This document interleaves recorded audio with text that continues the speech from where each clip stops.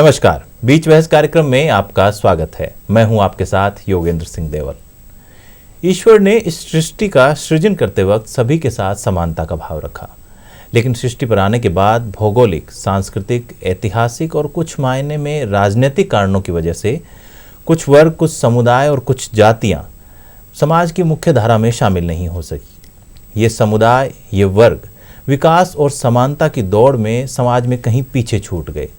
राजस्थान में जो घुमंतू जातियां हैं, उनके विकास के बारे में और उनसे जुड़े जो महत्वपूर्ण मुद्दे हैं, उन पर चर्चा करने के लिए आज स्टूडियो में हमारे साथ मौजूद हैं महेंद्र सिंह जी। महेंद्र सिंह जी, स्टूडियो में आपका बहुत बहुत स्वागत है। धन्यवाद। महेंद्र सिंह जी के बारे में मैं हमारे दर्शकों को बताना चाहूँगा कि महेंद्र सिंह जी राष्ट्रीय स्वयंसेवक संघ के राजस्थान घुमंतू कार्य प्रमुख हैं। आइए चर्चा को आगे बढ़ाते हैं।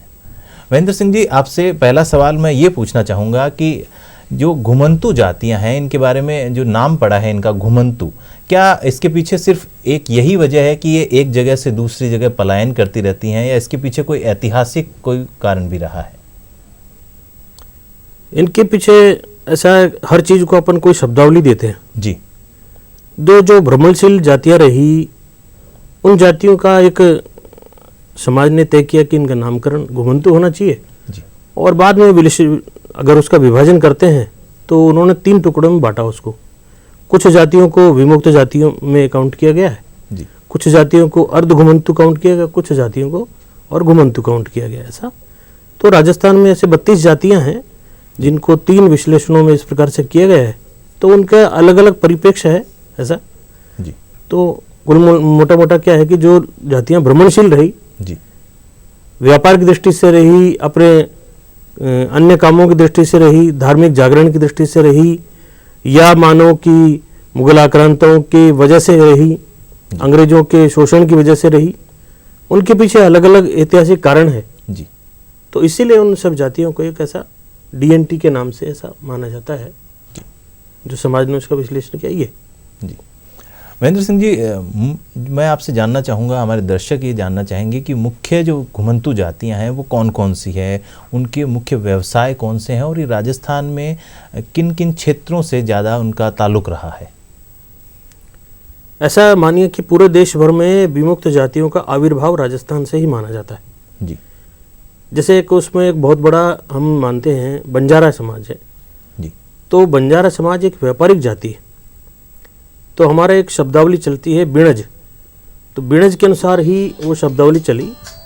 तो बंजारा शब्दावली जो है कि जो व्यापार करती थी जातियाँ, तो उनको बंजारा कहा जाता था सर जी। तो आज जैसे हम मानते हैं कि वणिक समाज जो है वो जो काम करता है, लेकिन ऐतिहासिक दृष्टि से जब हम देखते हैं तो बंजारा बहुत दूर दूर तक, बहुत लंबे समय तक भ्रमण करके और व्यापार करता था जी।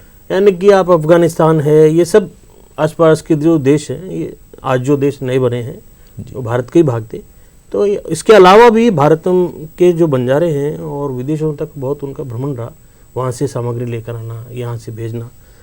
तो इसीलिए ऐसा माना जाता है कि जैसे भारतवर्ष का जो एक्सपोर्ट था वो 23% था ऐसे पहले, तो ये व्यापारी जाति करती थी जी। तो उसमें अनेकों अलग अलग जातियों का अलग अलग काम नामकरण हो गया बाद में काम के अनुसार ऐसा। तो कुल मिलाकर मोटा मोटा ऐतिहासिक दृष्टि से ही देखा जाता है कि भाई बंजारा जो जाति है एक वो बड़ी संख्या में काउंट की जाती है। उसके अलावा फिर हम 3 विभाजन इसका देखते हैं तो नट समाज है, बावरिया समाज है, बंजारा समाज है, भोपा समाज है, कंजर समाज है, मोगिया समाज है जी, मुल्तानिस है, भाट है, पारदी है, गाड़ियलवार है, ईरानिस है, सिकलीगर है, जोगी कानबेलिया है, जोगी कनपटा है, खुरपटलस है, दिशादीस है, कन्नस है, जंगलस है, ऐसा राठ है, रेवाड़ी है, भोपा समाज है जी। और इसी में ही अगर देखा जाए तो जोगी समाज में गिरिनाथ है, अजयपाल है, अगमनाथ है, नामानाथ है, जालंधर है, राधव स्वामी है, भारद्वाज है। तो कुल मिलाकर अभी जो लोकेट राजस्थान में 32 जातियां हैं, लेकिन हमारा जो अनुमान है तो लगभग कोई 60-65 जातियां हैं। अभी पूरे देश भर में भी हम काउंट करते हैं तो लगभग अभी देश में कोई 650 के करीब जातियों को सरकारों ने लोकेट किया है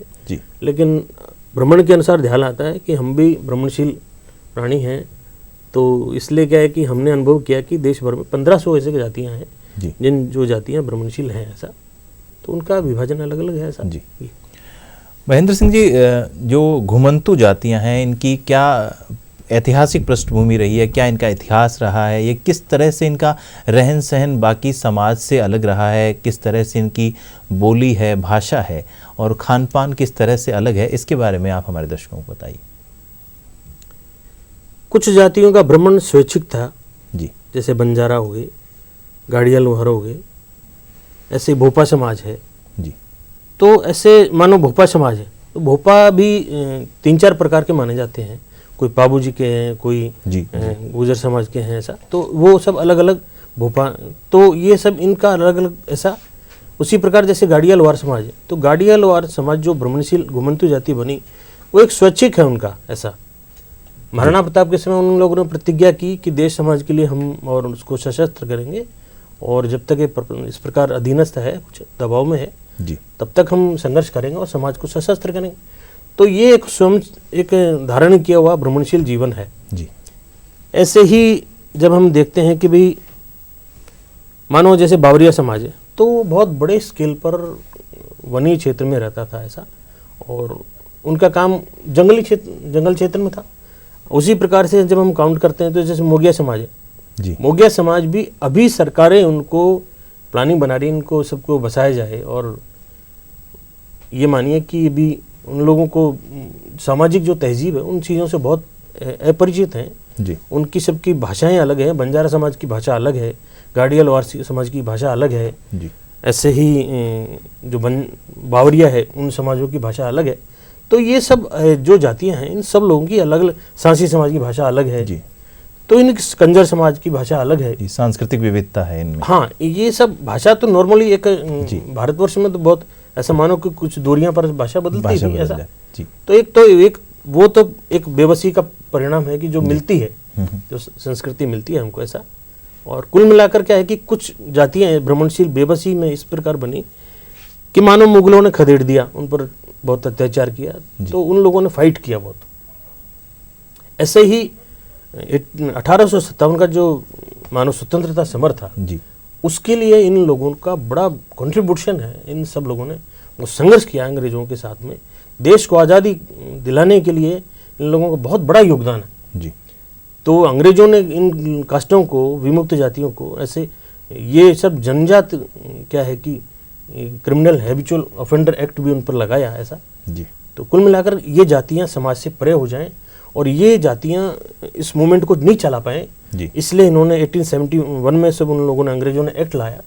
तो उनको ये उन्होंने देखा कि इन जातियों को हम इनको अक्षम कैसे करें जी, और समाज से इनसे दूर कैसे करें। तो ये सब परिणाम रहे इन जातियों को दूर करने के, और उसकी वजह से आज परिणति ये है कि हमारे आज़ादी के 73 साल बाद में भी हम लोग एक प्रैक्टिकल उनके लिए कोई प्लानिंग नहीं बना पाए, जिसकी वजह से आज भी ये समाज जो है जिसका इतना बड़ा योगदान रहा, आज वो दर बदर की ठोकर खाने के लिए और अपनी छोटी छोटी आवश्यकताओं के लिए ये बड़े बेबस है जी। तो ये हमारे लिए बड़ा, सरकारों के लिए बड़ा फेलियर है कि हमने प्रयास बहुत किया लेकिन परिणाम सिफर। तो इसमें मैं एक पार्टी को दोष नहीं देता, और मैं मानता हूँ कि परसेंटेज ऑफ अगर असफलताओं का मान्यता अगर मानेंगे जी, तो दोनों पार्टियां जो हैं तो वो काउंट कर लें स्वयं, हम नहीं कहेंगे उसके बारे में जी। लेकिन क्या है कि हम ये मानते हैं कि भाई रिजल्ट आउट जीरो। आज हम देखते हैं कि जैसे नट समाज की मैं बात करता हूँ, आज 8.5 करोड़ आबादी है राजस्थान की, जिस आबादी में से केवल मात्र आज केवल 15 कर्मचारी हैं, गवर्नमेंट कर्मचारी। तो ये बड़ा ऐसा मानो कि जीरो के बराबर एक रिजल्ट है ऐसा जी। जैसे साटिया समाज है, आज वो वर्षों से भीख ही मांग रहा है, उनमें कोई एजुकेशन नहीं है। तो इसके लिए गवर्नमेंट को प्लानिंग जो है वो रिजल्ट आउट नहीं हो रही है ऐसा कुल मिलाकर। तो इसलिए क्या है कि अलग अलग उन जातियों का भ्रमण का एक बेबसी, स्वीकृति, और ऐसे माने कुछ जातियां जो कथाओं का वाचन करती थी, जी। बाबूजी कथा वाचती थी, वो स्वैच्छिक भ्रमणशील जीवन उन्होंने स्वीकार किया ऐसा। महेंद्र जी, आपने जो घुमंतू जातियों के पिछड़ेपन की बात कही, तो मैं इस बारे में पूछना चाहूँगा कि जो पिछड़ेपन के जो क्या कारण रहे, क्या महज मुग़ल आक्रांताओं की वजह से पिछड़ेपन के कारण रहे, या जो ब्रिटिशर्स थे उन्होंने जो उनके ऑफेंडर्स जो आप एक्ट बताया आपने वो उनके ऊपर थोपा, उसकी वजह से उनका पिछड़ापन रहा, या क्या कुछ और कारण भी रहे इसके लिए? आज भी हम विमुक्त जातियों के बारे में अगर देखते हैं इस प्रकार से पिछड़ेपन का कारण, तो आज भी एज ए रूल तो उन लोगों ने सब हटा दिया जी। लेकिन मेंटलिटी हमारे आईएएस लॉबी, आईपीएस लॉबी की यही है कि ये सब क्रिमिनल ट्राइब्स हैं जी। क्रिमिनल ट्राइब्स गवर्नमेंट अंग्रेजों के सब लेखों में भी और उन सब चीज़ों में ट्राइब्स लिखा हुआ है जी। ये घुमंतू जनजातियां हैं। ऐसा इन लोगों को बहुत लंबे समय तक इनका समय वनों में बीता है ऐसा जी। तो एक तो ये मानिए कि मानसिक दृष्टि से उन्हें ये मानते हैं कि ये सब लोग क्या है, अपराधी की जाति हैं, इसलिए बेचारों को, इन लोगों को ऐसा मानो कि इनका सहयोग नहीं मिला और छोटी छोटी बातों पर इनको अरेस्ट किया जाता है। यानी कि आप ये मानिए कि कमज़ोर व्यक्ति को कोई भी अरेस्ट कर लेता है, उसके लिए कोई बोलने वाला नहीं है जी। तो कहीं ना कहीं ऐसा मानिए कि मौन भाव से ये लोगों ने मान लिया है कि भाई ये इन लोगों ने और ऐसे एक धंधा बना लिया है चोरी चकारी का, बदमाशी करने का, लूट करने का, ऐसा तो ऐसी उनकी मानसिकता बन गई जी। एक कारण ये है। दूसरा हम कारण ये मानते हैं कि भाई कहीं ना कहीं ऐसा मानिए कि इनके जो व्यापार थे, इनका जो काम धंधा है, तो वो काम धंधा जो है उस काम धंधे की वजह से इनमें एजुकेशन नहीं हो पाया। बहुत बड़ा रीज़न ये मानते हैं हम जी कि जिन लोगों में शिक्षा का अभाव है जी। तो उसकी वजह से ये सब चीज़ें, ये गवर्नमेंट की फैसिलिटीज़ नहीं ले पाते, इनके बच्चे शिक्षित नहीं हो पाते, समाज से जुड़ नहीं पाते जी। ये सब जो कारण है तो इनको फिर पिछड़े पड़ने की ओर धकेलते हैं जी। तो हम सारा दोषारोपण सरकारों पे नहीं करते, कुछ हमको भी प्रयास करना पड़ेगा। मेरा ऐसा मानना है कि 80% हमारे समाज को आगे बढ़ के प्रयास करना चाहिए, क्योंकि जैसे जो बच्चा रोता नहीं है उसकी माँ उसको दूध नहीं पिलाती है। तो मैं मानता हूँ कि हमारा भी प्रयास लघु है, उसको हम बड़ा बनाएंगे और एक अच्छे रूप में सब भाइयों के साथ में लेके करेंगे तो निश्चित रूप से एक अच्छा परिणाम आएगा। जी। महेंद्र सिंह जी, पूर्व में जो इनके जो घुमंतू जातियां हैं, इनके लिए किस तरह के प्रयास किए गए, इनको इनके उत्थान के लिए, इनके विकास के लिए सरकारों ने, आपने जैसा बताया कि सरकारों ने काफ़ी प्रयास किए भी हैं लेकिन नतीजा उतना अच्छा नहीं मिल पाया, तो पूर्व में ऐसे कौन कौन से प्रयास किए गए सरकारों के द्वारा? सरकारों के द्वारा इन लोगों के लिए, जैसे आप राजस्थान की मानिए कि राजस्थान के लिए नेहरू जी ने और गाड़िया लोहार समाज के लिए चित्तौड़ में एक छात्रावास खोला जी। तो क्या ऐसे 500 बच्चों के लिए एक अच्छी व्यवस्था की, लेकिन हमारा समाज उन सब चीज़ों को अभ्यस्त नहीं था एजुकेशन, क्योंकि बंदिश उसको स्वीकार नहीं थी। ऐसा मानिए वो उसको बंदिश मानते हैं, अपने भविष्य के लिए और उनको स्कूल्स जाना चाहिए, ये उनकी मानसिक दृष्टि से अभी उनके मानस में अभी जमा नहीं जी। तो इसलिए हमारा समाज उसको और एक्सेप्ट नहीं कर पाया। योजनाएं तो छोटी छोटी बनी है जी। और कुल मिलाकर हम देखिए जैसे गरीबी के आधार पर जो बनती हैं वो बनी उनके लिए भी है, लेकिन हमारी बेबसी ये है कि हमारा व्यक्ति उसको पढ़ना नहीं जानता। सामान्य व्यक्ति के लिए काला अक्षर भैंस के बराबर है जी। और हमारे घुमंतू समाज के लिए काला अक्षर हाथी के बराबर है, क्योंकि उसको बेचारे को पता ही नहीं। गवर्नमेंट अपनी योजनाएं निकालती, ऐड निकालती, अरे हमारे व्यक्ति को तो ऐड पढ़ना ही नहीं आता जी। तो हमारा व्यक्ति उसको जानेगा कैसे क्या लिखा है। तो ये बड़ी बेबसी है। मैंने एक लोहार को मैंने कहा कि इस फॉर्मेट को भर के लाइए आप, और तो उस बेचारे एक व्यक्ति को वो उसको 7 दिन लग गए जी। अलग अलग उसने राइटिंग में उसको फॉर्म को कैसे तैसे भरवाया, उसमें कई रिकटिंग ऐसे कटिंग्स थी। तो आप ये समझिए कि सामान्य समाज उनके लिए सहयोग नहीं करती, कोई भी मोटरसाइकिल रोक के उनका सहयोग करेगा ऐसा नहीं है, नहीं कर रहा। अभी प्रैक्टिकल बात ये जी। तो इसलिए क्या है कि वो बेबस हैं कि हमको हेल्प कौन करेगा। तो कुल मिलाकर ऐसा लगता है कि भाई हमारी सरकारों का इंटेंशन पूरा नहीं है जी। इसको पूरा फिलअप करना है तो करना है जी। तो जो अगर इंटेंशन अधूरा है, मन अधूरा है, तो फिर वो मशीनरी इस प्रकार काम कर दी रेंगती रेंगती जी। योजनाएं बनाने के बाद उनका इम्प्लीमेंटेशन वो भी उसी तरह से करना चाहिए जी।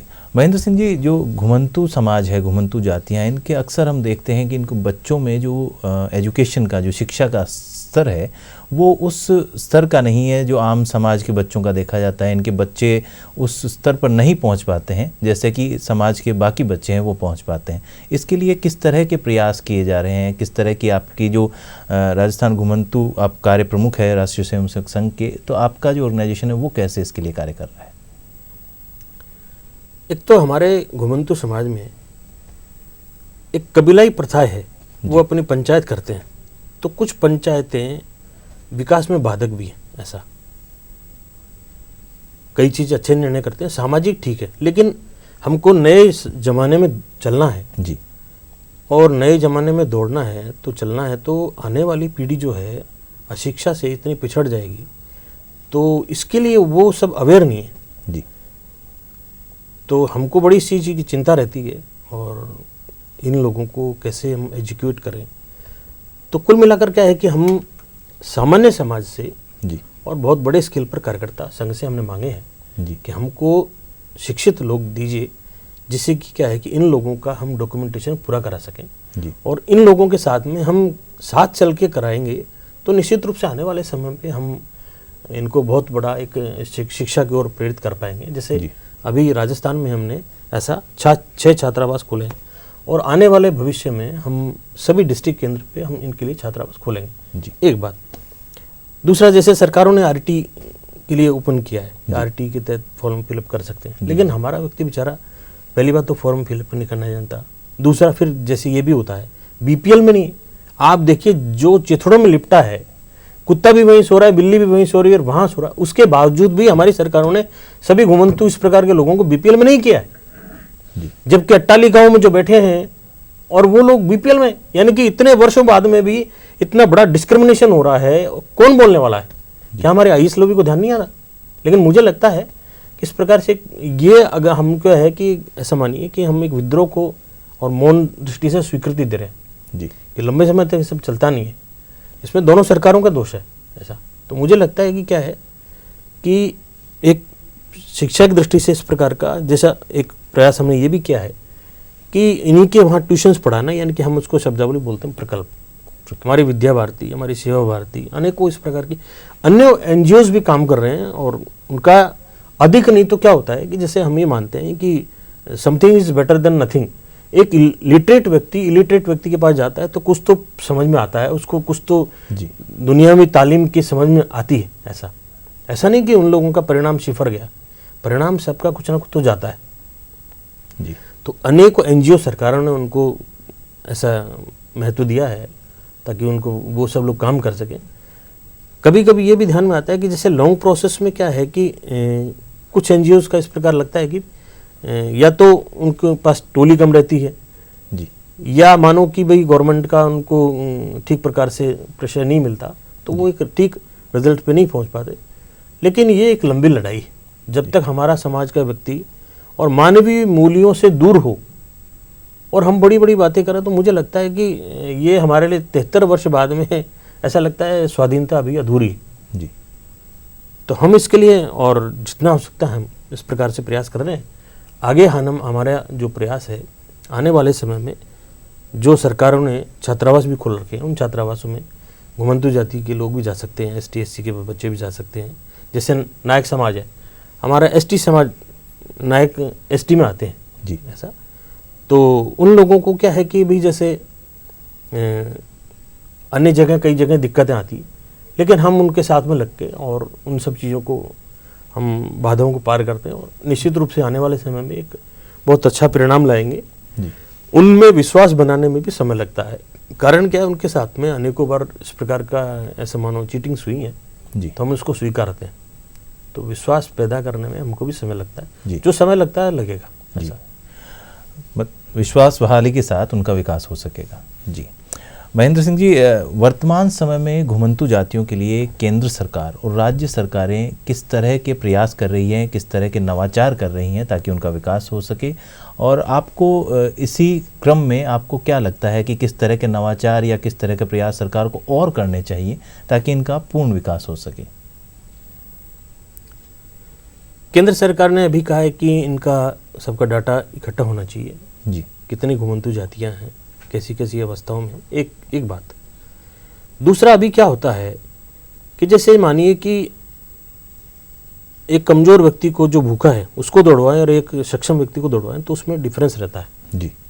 डिफरेंस इसलिए रहता है कि मानिए जैसे हम एक अभी इन लोगों ने सब एक चीज़ कर रखा है, लेकिन हम जैसे बिहार में महादलित के नाम से एक चीज़ स्टार्ट हुई कि जो बहुत ज़्यादा बैकवर्ड है, जिनके पास साथ में डिस्क्रिमिनेशन एससी के अन्य लोग भी करते हैं जी।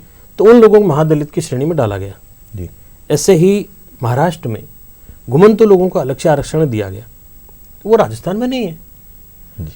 यानी कि बड़े हास्य की बात यह है कि अभी लगभग 2.25 वर्ष हो गए और घुमंतु बोर्ड का जो अध्यक्ष होना चाहिए, पहले गोपाल जी केसावत रहे, तो अब ऐसे ही बीजेपी सरकार ने भी उनको बनाया जी। तो अब बीजेपी सरकार ने जिनको बनाया ठीक है, उसके बाद में डेथ होने के बाद में बनाना चाहिए था बाद में दूसरे व्यक्ति को, लेकिन नहीं बनाया।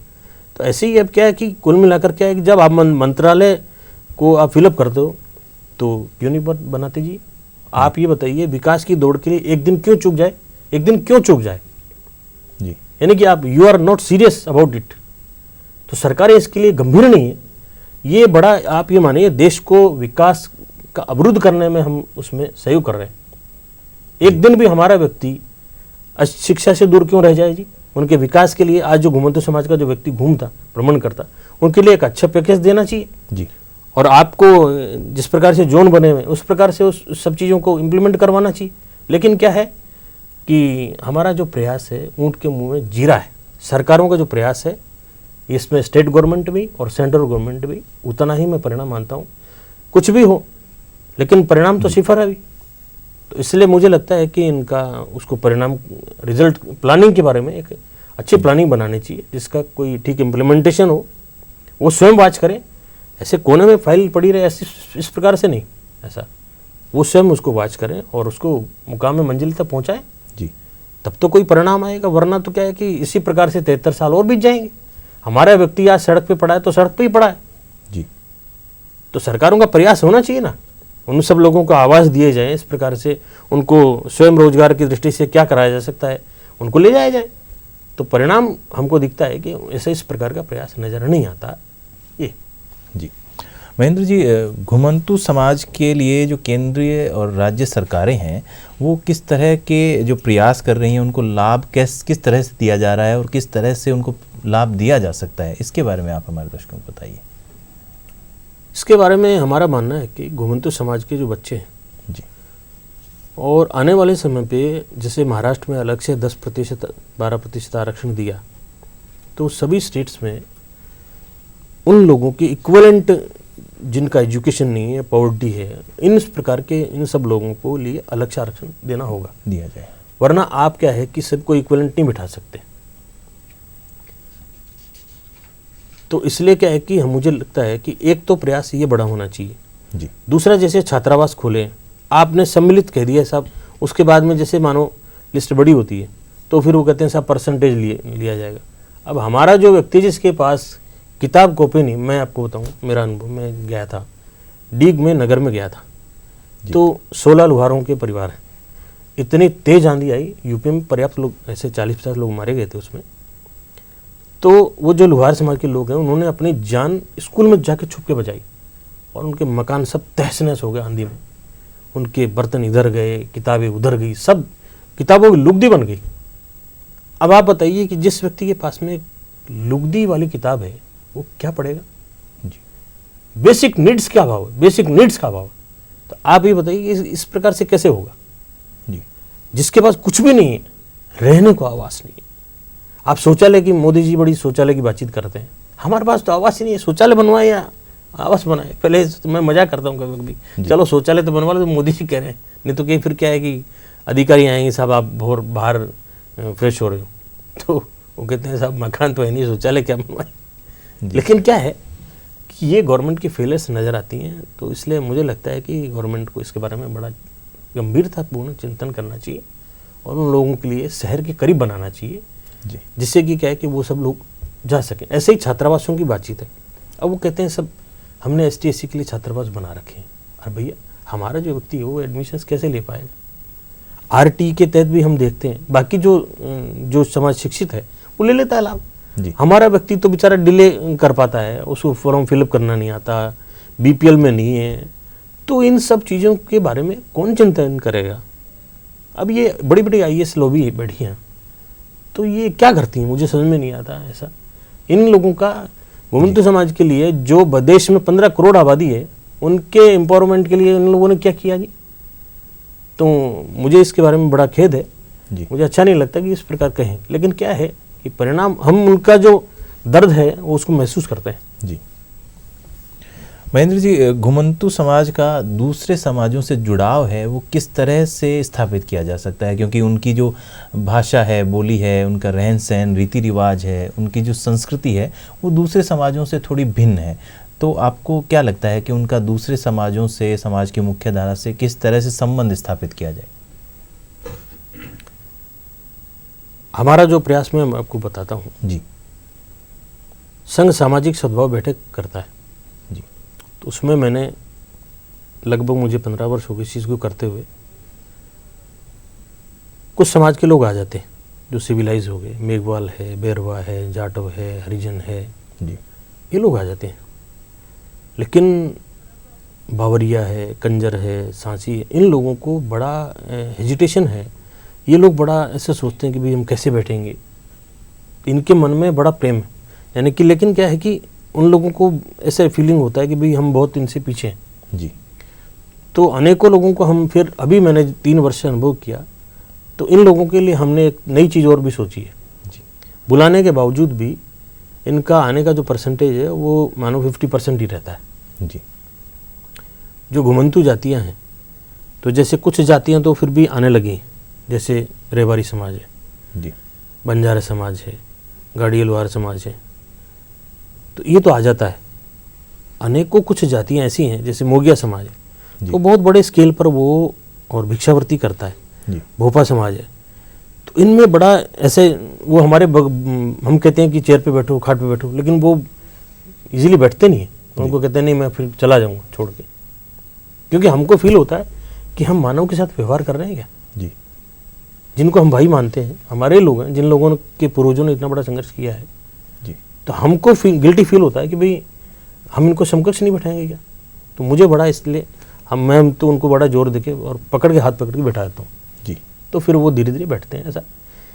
ऐसे ही सामूहिक जब तक उनको बैठाना प्रारंभ करते हैं तो उसकी वजह से इन लोगों का मन की बातें बोलने लगे हैं सारे, ऐसा जिसकी वजह से हेजिटेशन इनका दूर होता है। और आने वाले में समय पे क्या होता है कि जैसे ये मानिए कि जो शिक्षित व्यक्तियों के साथ में, समाज के लोगों के साथ में वार्तालाप होता है, विचारों का आदान प्रदान होता है, तो वो उनका हेजिटेशन एक बार दूर होगा तो उनके साथ में काम भी करेगा, व्यापार भी करेगा, ऐसा। तो धीरे धीरे वो सब चीज़ें हम उसको प्रयास करने में एक सफल हो रहे हैं और आने वाले समय में उसका एक अच्छा रिजल्ट आएगा तो निश्चित रूप से एक अच्छा परिणाम आएगा ऐसा। जी, सामूहिक बदलाव लाना होगा इसके लिए। जी महेंद्र सिंह जी, आप संघ में पिछले कई वर्षों से घुमंतु समाज के जो कार्य प्रमुख के रूप में कार्य कर रहे हैं, इसमें किस तरह के जो नतीजे हैं वो अब तक सामने आए हैं? संघ ने किस तरह का कार्य किया है इनके लिए? अभी विद्या भारती के जो राजस्थान में जो विद्यालय चलते हैं जी, तो सभी विद्यालयों को हमने कंपेल्ड कर रखा है, उनको एक टारगेट दे रखा है, हर स्कूल को एक ट्यूशन सेंटर चलाना पड़ेगा, जिसे हम प्रकल्प कहते हैं जी, वो एक चलाते हैं ऐसा। दूसरा, सेवा भारती जो एक संस्था है, बहुत बड़ी संस्था है, पूरे देश में चलती है ऐसा, तो सेवा भारती जो संस्था है जी, वो जितना भी ऐसे समाज के और घुमंतु समाज के भी जो उनको करीब रहते हैं ऐसा, उन लोगों के लिए प्रकल्प चलाते हैं, ट्यूशन सेंटर्स चलाते हैं, एक बात। दूसरा, ऐसे सेवा भारती इनके लिए चिकित्सा प्रकल्प चलाती है जी। और अभी सेवा भारती ने एक बड़े स्केल पर और लॉकडाउन के समय पे, और जब हमको ध्यान आया कि भाई जिस व्यक्ति का शाम को रोटी तब बनती है जब वो मजदूरी करके आता है जी, तो हमको लगा कि मैंने माननीय दुर्गादास जी से बातचीत की, मैंने कहा वैसा हमारे जो लोग हैं वो तो जी, शाम को रोटी नहीं है, इन्होंने तो लॉकडाउन लगा दिया। जी। ठीक है, सरकार की वो बेबसी मानते हैं, उस बात मान, लेकिन क्या है हमारी बेबसी है कि हमारा पीपा खाली है जी, तो हमारा व्यक्ति सर्वाइव कैसे करेगा। जी, तो हमारे समाज के जो लोग हैं तो उन लोगों के लिए क्या किया जाए? अगर हमने नहीं किया तो बेबस है भूख मरने को। तो फिर हमने, संगठन ने तय किया कि जान की परवाह किए बगैर, डिस्टेंसिंग रखते हुए उन लोगों के लिए और भोजन सामग्री जो करना है वो करेंगे सब कुछ। ठीक है, ऐसा। जी, महेंद्र जी, आप हमारे स्टूडियो में आए और जो घुमंतु जातियां हैं उनके बारे में, इस महत्वपूर्ण विषय पर, उनके विकास के बारे में इस महत्वपूर्ण विषय पर हमारे साथ चर्चा की, उसके लिए आपका बहुत बहुत धन्यवाद। नमस्कार।